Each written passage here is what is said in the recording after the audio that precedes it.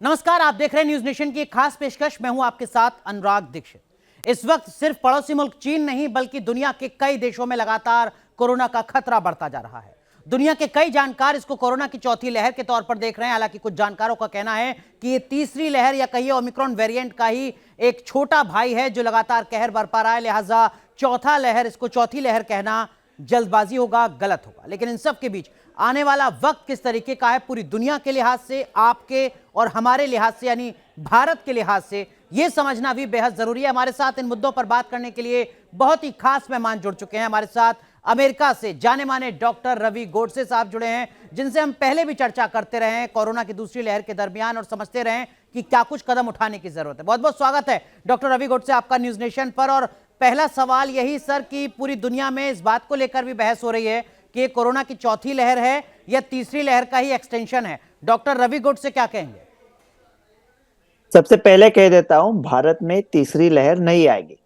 कह दिया ना, बस कह दिया, तीसरी लहर नहीं आएगी। अब आप सवाल कर रहे हो कि क्या चौथी लहर आएगी। अगर दूसरी कक्षा का लड़का चौथी कक्षा में कैसे जाएगा?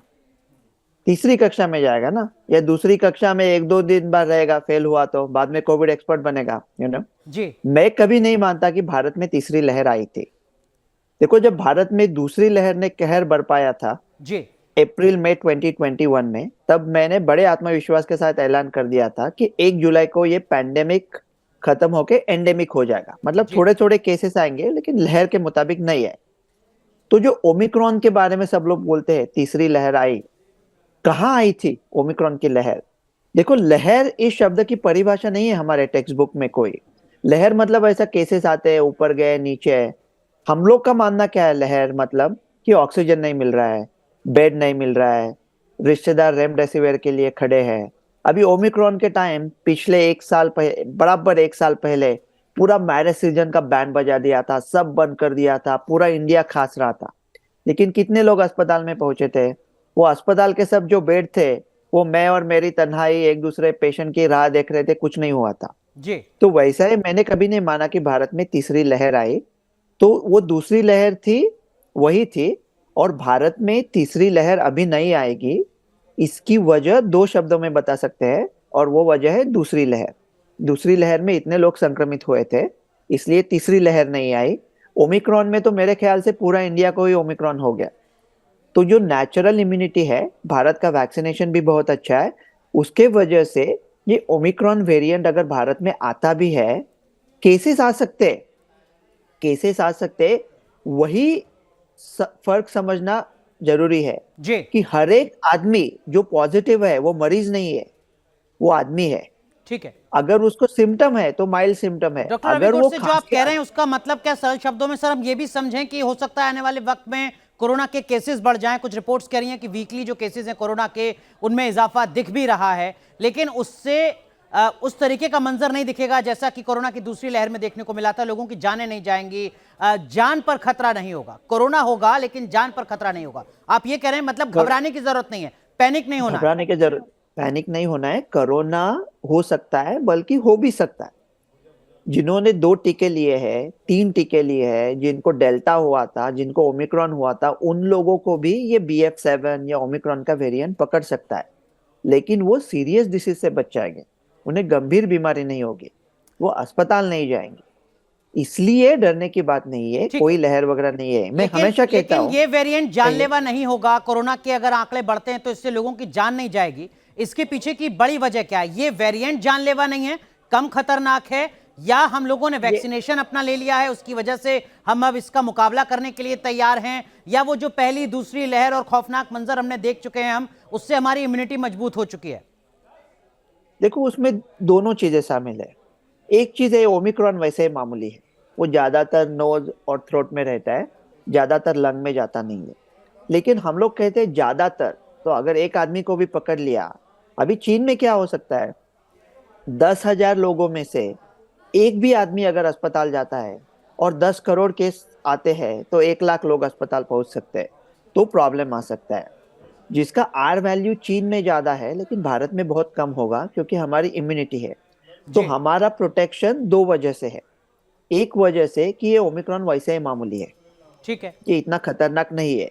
और अगर कुछ लोग अस्पताल पहुंचने वाले थे ओमिक्रॉन के वजह से, कि जिनकी इम्यूनिटी कमजोर है, जिनका कोई डायलिसिस है, जिनका कोई एंड स्टेज रीनल डिसीज है, जी। ऐसा कुछ है, तो उनका हॉस्पिटल जाने का रिस्क 2 टीकों से 60% से कम होता है, 3 टीकों ठीक है। से 81% कम होता है। लेकिन जिन लोगों को ओमिक्रॉन हुआ है और 2 टीके लिए हैं, उनका अस्पताल जाने का रिस्क ऑलरेडी 90% से भी ज्यादा कम है। डॉक्टर गोडसे, तो एक एक पक्ष ऐसा है, माफ कीजिए मैं आपको बीच में रोक रहा हूं, वो ये कहता है कि देखिए हाँ, ये जो दुनिया भर के एक्सपर्ट कह रहे थे कि भारत में बहुत ज्यादा कोरोना से डरने की जरूरत नहीं है क्योंकि यहाँ के लोगों की इम्यूनिटी स्ट्रांग है। ये मजबूत इम्यूनिटी की दलील कोरोना की दूसरी लहर से पहले भी दी जा रही थी कि यहाँ का जो खान पान है, यहाँ का जो जीने का तरीका है, उससे हमारी इम्यूनिटी स्ट्रांग है। और उसके बाद भी पूरे देश ने देखा कि कैसे दूसरी लहर ने कहर बरपा दिया पूरे देश में। क्या वाकई इसके पीछे की कोई वैज्ञानिक वजह है या ये आपका अनुभव है, कॉन्फिडेंस है?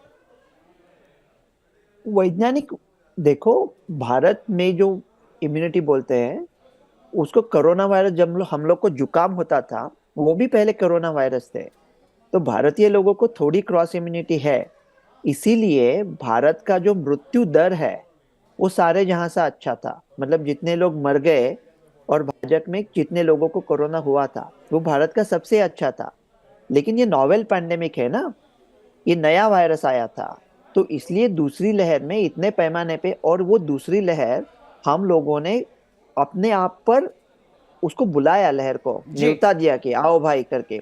हम लोग क्या कर रहे थे, डर के मारे हॉस्पिटल के बेड पकड़ रहे थे। जिन लोगों को ऑक्सीजन चाहिए था उनको नहीं मिल रहा था, व्हाट्सएप पे स्टोरी डाल रहे थे, तो लोग डर के मारे जो ऑक्सीजन आया खरीद रहे थे, ऑक्सीजन का काला बाजार हो रहा था। हमने ये सब किया अपने ठीक है। ऊपर, आराम से निकल सकते थे इसे।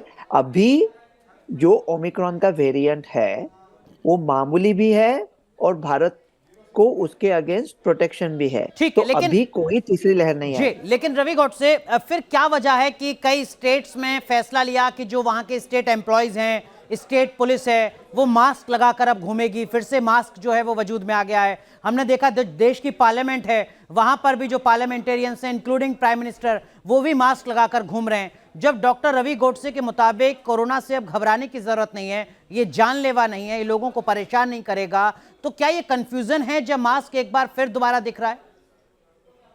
देखो क्या होता है ना, कि जो हाई रिस्क बंदा है, इम्यून सप्रेस बंदा है, उम्र ज्यादा है, डायबिटीज है, वजन ज्यादा है, उसने मास्क पहना तो उसे थोड़ा फायदा होगा। और अगर आप उस आदमी के निकट में हो तो मास्क पहनो, डॉक्टर्स मास्क पहने। लेकिन देखो, मैं थोड़ा हटके बात करता हूँ। जी। मैं पहला ये कहता हूँ कि जो आपको कुछ गवर्नमेंट कर रहा है वो करो, जो गवर्नमेंट कर रहा है वो करो। लेकिन मैं अभी कुछ सवाल उठाता हूँ, है?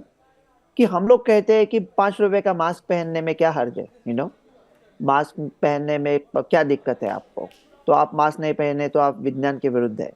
तो उसमें दिक्कत क्या है देखते हैं। पहले याद है आपको, प्लास्टिक का थैला लिया तो गवर्नमेंट कुछ आपको फाइन करता था, 500 रुपया लेता था आपसे बिल्कुल। कि आप प्लास्टिक के थैले। तो अभी जो सर्जिकल मास्क होता है, जो करोड़ों हम इस्तेमाल करके फेंक रहे हैं, उसको नष्ट होने में 400 साल लगते हैं। प्लास्टिक के थैले की तरह है, 400 साल लगते हैं। अभी मैं पिट्सबर्ग में बैठा हूँ, टेम्परेचर बाहर -25 डिग्री सेंटीग्रेड है। इतना ठंड कभी देखा नहीं था। जी। ये करोड़ों मास से हम लोग पर्यावरण का बैंड बजा रहे हैं, ठीक है। पर्यावरण को डुबा रहे हैं। अभी G20 का लीडरशिप किसके पास है? भारत के पास। बिल्कुल। पूरे विश्व को नैतिकता के पाठ पढ़ा रहे हैं कि पेट्रोल कम यूज करो, गैस कम यूज करो, ग्रीन हाउस गैसेस। जी। और ये करोड़ों मास्क, अभी ये मास्क आपको बचाते हैं, कहा ना? तो ये मास्क का सब टेस्टिंग हुआ था ओरिजिनल कोविड सर, के एक खिलाफ। एक अलग और एक जरूरी पहलू की ओर आप इशारा कर रहे हैं, लेकिन मैं डॉक्टर रवि गोडसे की बात ही मानूंगा। अभी तो इस वक्त मैं बिना मास्क के आपसे बात कर रहा हूं, आगे मैं मास्क पहनूं या ना पहनूं? अगर आप लो रिस्क है, मेरा ये मानना है, आप गवर्नमेंट का इंस्ट्रक्शन फॉलो करो। मेरा ये मानना है कि मास्क अभी ओमिक्रॉन वेरिएंट से आपको बचा नहीं सकता। मास्क बचा नहीं सकता, आपको एक झूठी तसल्ली की भावना महसूस करवा देगा कि ठीक है। आप बचे हैं। ठीक है। देखो, ऑन्सेस्ट्रल कोविड के खिलाफ मास्क ने हमने ट्राई किया, नहीं चले। उसके बाद में अल्फा आया, वो उससे 50% ज्यादा था। उसके बाद में डेल्टा आया जो जी। उससे 5 गुना था। डेल्टा के बाद ओमिक्रॉन आया, वो उससे 3 गुना था। और ये BF7 ओमिक्रॉन से 3.5 गुना हो सकता है। तो ओरिजिनल कोविड को नहीं रोक पाए तो ये BF7 को क्या रोकोगे? ठीक है, बेहद अहम बात सर। अब पागलपन। अगली बात, डॉक्टर रवि गोडसे, मास्क से एक कदम आगे, कई स्टेट्स इंडिया में ऐसे हैं जहां पर जो बूस्टर डोज है उसका परसेंटेज बहुत कम है नेशनल एवरेज के मुकाबले। अलग अलग पॉलिटिकल रीजन हो सकते हैं, अवेयरनेस की कमी हो सकती है। बूस्टर डोज कितनी मददगार है इस नए वेरिएंट से बचने के लिए, कोरोना के आने वाले खतरे से बचने के लिए? मैं पहले कह रहा था 1 साल पहले कि बूस्टर ले लो, भारत का सिर्फ 16% हुआ है। लेकिन मेरा मानना यह है कि जो लोगों ने 2 डोज कोविशील्ड के लिए है, उन्होंने अभी कोविशील्ड का बूस्टर लिया तो कुछ ज्यादा फर्क पड़ने वाला नहीं है, उनको कुछ ज्यादा हेल्प होने वाली नहीं है। जिन्होंने 2 डोज कोवैक्सीन के लिए है, उन्होंने तीसरा डोज कोवैक्सीन के लिया तो ज्यादा फर्क पड़ने वाला नहीं है। अगर वो बंदे इम्यूनोसप्रेस्ड है कि उनकी बॉडी को इम्यूनिटी चलती ही नहीं है जी, तो वो डोज कंसिडर सकते हैं, लेकिन ये अभी इतना चलेंगे नहीं। अगर मिक्स एंड मैच करते, मैंने एक वीडियो भी बनाया था ठीक है। कि हीर का मजनू और रांझे की लैला, तो कोविशील्ड वालों को कोवैक्सीन और कोवैक्सीन को कोविशील्ड ऐसा किया तो कुछ बात हो सकती है। ये रेगुलर बूस्टर से अभी कुछ फर्क पड़ने वाला नहीं है। ठीक है, मतलब आप ये जो कह रहे हैं उसका मतलब ये कि अगर मुझे दोनों टीके कोविशील्ड के लगे हैं और मुझे डर है कि कहीं दोबारा से कोरोना ना हो जाए और मैं बूस्टर के बारे में सोच रहा हूं, तो कोविशील्ड के 2 टीकों के बाद मैं कोवैक्सीन का बूस्टर लूं। ऐसा, लेकिन अभी स्टडीज कहाँ है? हम लोग 1 साल से कह रहे थे गवर्नमेंट को, 1.5 साल से स्टडीज करो, और ऐसा अगर स्टडी है तो बहुत अच्छा हो जाएगा। ठीक है। लेकिन फिर भी आपने ये अभी बूस्टर लिया तो आपको ज्यादा फायदा होने वाला नहीं है, आपकी इम्यूनिटी नॉर्मल है। तो ये नेजल वैक्सीन के बारे में हम लोग सोच रहे हैं कि जी, मैं क्या उसी पर फायदा आपसे हो आना सकता चाह रहा है। था। उसके दाम तय हो गए 840 रुपए। मुझे 840 रुपए देने का कोई फायदा होगा सर या नहीं होगा? नेजल वैक्सीन बनाना बहुत मुश्किल होता है। अभी विश्व में सिर्फ एक ही नेजल वैक्सीन चलती है, वो है फ्लूमिस्ट, और वो बच्चों में ज्यादा चलती है, बुजुर्गों में कम चलती है। तो हम सबको ओमिक्रॉन हो चुका है, तो हम जब नेजल वैक्सीन लेंगे तो बॉडी को लगेगा कि ओमिक्रॉन का नया अटैक आ रहा है, और बॉडी वो नेजल वैक्सीन को जाके रोकने की कोशिश करेगी। तो मेरा ये मानना है कि नेजल वैक्सीन इतने चलेंगे नहीं, लेकिन मैं उसका डेफिनेटिव आंसर एक दिन में देने वाला हूँ। सोच रहा हूँ, काफी एक्सपर्ट्स के साथ बात कर रहा हूँ। लेकिन अब आपने मुझे पूछा, नींद से जगा के पूछा कि क्या रवि नेजल वैक्सीन ठीक चलेगी, है, तो मुझे लगता है नहीं, इतनी लेकिन नहीं जो चलेगी। अभी तक की मेरी आपकी बातचीत है उसका मतलब यह है कि मास्क का कोई बहुत ज्यादा फायदा नहीं होने वाला है। सरकार कह रही है तो मजबूरी है, लगाना होगा। आपने कहा कि बूस्टर डोज बहुत ज्यादा इफेक्टिव नहीं है उन लोगों के लिए जिनकी इम्यूनिटी पहले से स्ट्रांग है। आपने नेजल वैक्सीन को भी अभी आप शुरुआती तौर पर सिरे से खारिज कर रहे हैं। आप कह रहे हैं कि थोड़ा स्टडी करना होगा। सवाल ये हो स्टडी सकता है करना कि होगा। मास्क, बूस्टर और नेजल नहीं तो करें क्या? ये जिन मैं लोगों की मैं जेल में बताता डर हूँ, है वो क्या करें? मैं आपको बताता हूँ। ओके, पहली बात यह है कि मास्क अगर वो गवर्नमेंट लेता है ना आपसे 500 रुपए, मास्क नहीं डाला है, तो मैं सरकार की, भारत की जनता की तरफ से सरकार को पूछता हूँ कि अगर इस आदमी ने मास्क लगाया और उसको कोरोना हुआ तो क्या सरकार को 500 रुपया चालान चला सकता है? जी, ऐसे करोड़ों लोग आएंगे, चलो 500 रुपया निकालो। ये अभी मास्क से प्रोटेक्ट नहीं होता। और हम लोग 3 साल से वही बातें कर रहे हैं, Covid appropriate behaviour, wash hand, wear mask, social distancing.